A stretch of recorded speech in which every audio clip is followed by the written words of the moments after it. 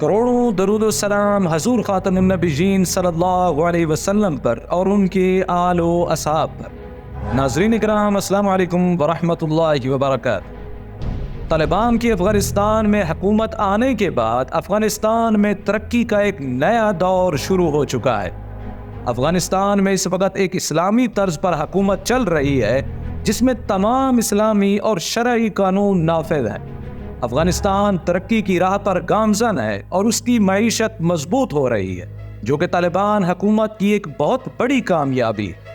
ناظرین، آج ہم افغانستان میں طالبان کی حکومت آنے کے بعد کرپشن کے خاتمے کے لیے کی گئی کوششوں سے آپ کو باخبر کریں گے اور یہ بھی جانیں گے کہ عالمی دنیا میں افغانستان کا کرپشن میں کون سا نمبر ہے۔ جیسا کہ آپ جانتے ہیں کہ کرپشن دنیا بھر میں پھیلا ہوا ایک بہت بڑا مسئلہ ہے جس کے معاشروں اور معیشتوں پر منفی اثرات مرتب ہوتے ہیں۔ ٹرانسپیرنسی انٹرنیشنل کا 2023-22 CPI کی رپورٹ میں افغانستان کی درجہ بندی میں 30 مقامات کی کمی ہوئی ہے، جس سے ملک 180 میں سے 150ویں نمبر پر آ گیا ہے۔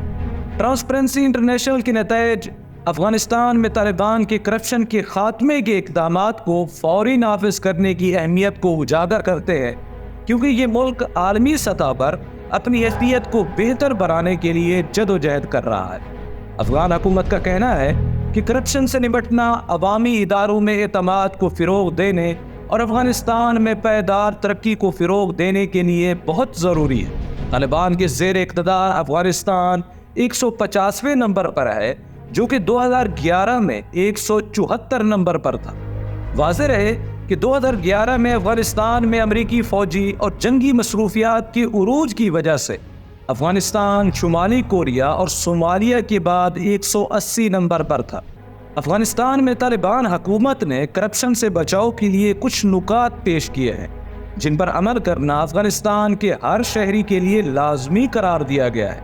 نمبر 1، حکومت کو سرکاری اہلکاروں کے کام میں شفافیت کو یقینی بنانا چاہیے تاکہ افغان عوام، میڈیا اور سول سوسائٹی کی تنظیموں کو جواب دہی کی اجازت دی جا سکے۔ نمبر 2، کرپشن کو ختم کرنے کے لیے حکومت کو سرکاری عہدیداروں کے اثاثوں کی رجسٹریشن اور تصدیق کرنے کی ضرورت ہے۔ نمبر 3، دیانتداری اور اخلاقیات کو تعلیمی نظام میں شامل کیا جانا چاہیے تاکہ کرپشن کے لیے صفر رواداری والی نسل کو پروان چڑھایا جا سکے۔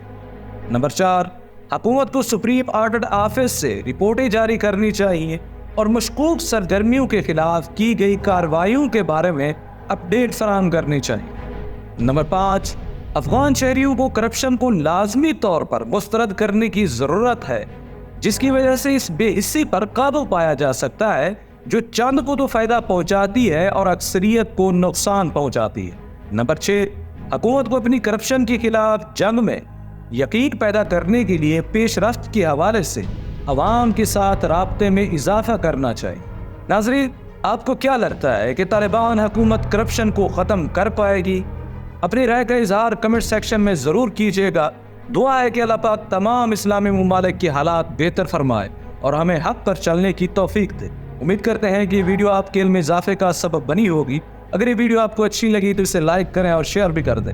ملتے ہیں ایک نئی ویڈیو کے ساتھ، تب تک کے لیے اجازت ہے۔ السلام علیکم ورحمۃ اللہ وبرکاتہ۔